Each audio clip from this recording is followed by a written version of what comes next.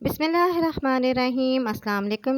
My dear viewers, travel vlog کے ساتھ آپ سب کو حجاز مقدس سے خوش آمدید کہتے ہیں۔ ہمارے آج کے ولاگ میں یہاں ایک طرف آپ حجاز مقدس کے خوبصورت مناظر، دلنشین مناظر دیکھیں گے تو دوسری طرف آپ سے ایک نہایت ہی اہم واقعہ ڈسکس کیا جا رہا ہے۔ اس واقعے میں ایک ایسے پادری سے متعلق بات کی جا رہی ہے جو کہ اپنے 1,00,000 فالوورز کے ساتھ اسلام قبول کرتے ہیں۔ انہوں نے، چونکہ ان کا تعلق افریقہ کے ایک شہر سے تھا اور افریقہ میں رہتے ہوئے انہوں نے اپنے دین یعنی عیسائیت کی تبلیغ کے لیے بہت زیادہ کام کیا۔ اس قدر کام کیا انہوں نے کہ تقریباً 1,00,000 کے قریب ان کے فالوورز تھے۔ بہرحال ہوا کچھ ایسے کہ انہوں نے خواب میں دیکھا کہ انہوں نے سفید لباس پہنا ہوا ہے۔ اپنے آپ کو سفید لباس میں ملبوس دیکھ کر انہوں نے کچھ زیادہ تگودو یا سوچ نہیں کی اس پر، اور نیکسٹ ڈے وہ اپنی انہی تعلیمات پر قائم رہے اور اسی طرح سے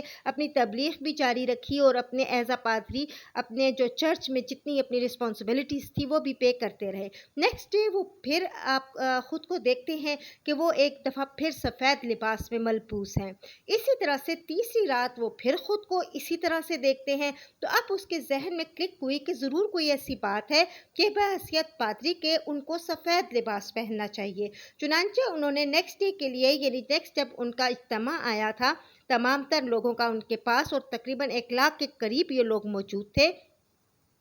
انہوں نے ان سب سے کہا کہ آپ لوگ جب نیکسٹ سنڈے آئیں تو سفید لباس میں ملبوس ہو کر آئیں۔ بہرحال نیکسٹ ویک جب سب لوگ آئے جو کہ ان کی تبلیغ پر کے ان کے پیروکار تھے، ان سب نے سفید لباس پہنا ہوا تھا۔ یہ دیکھ کر ان کے دل کو کچھ عجیب طرح کی تسلی سی ہوئی اور انہیں ایسے لگا کہ یہ کسی نہ کسی خاص واقعے کی طرف یا کسی نہ کسی خاص مقصد کے تحت ان سے کروایا جا رہا ہے۔ اس دوران انہوں نے سب سے بہتر کام یہ کیا کہ انہوں نے قرآن پاک کا مطالعے کا آغاز کر دیا اور ساتھ ساتھ انہوں نے اسلام کو پڑھنا شروع کر دیا کہ دین اسلام کیا ہے، کیسا ہے، کس طریقے سے اس پہ عمل پیرا ہوا جا سکتا ہے، اس کے پیروکار کیسے ہیں، یہ سب پڑھتے ہوئے اور خاص طور پر نبی پاک محمد مصطفیٰ صلی اللہ علیہ وآلہ وسلم کی تمام تر زندگی کو پڑھتے ہوئے ان کے ذہن میں آہستہ آہستہ یہ ربوبیت کی طرف ذہن منتقل ہوتا رہا اور وہ اپنے رب کی طرف بڑھنا شروع ہو گئے۔ ہوا کچھ یوں کہ جب ایک دفعہ وہ تمام لوگ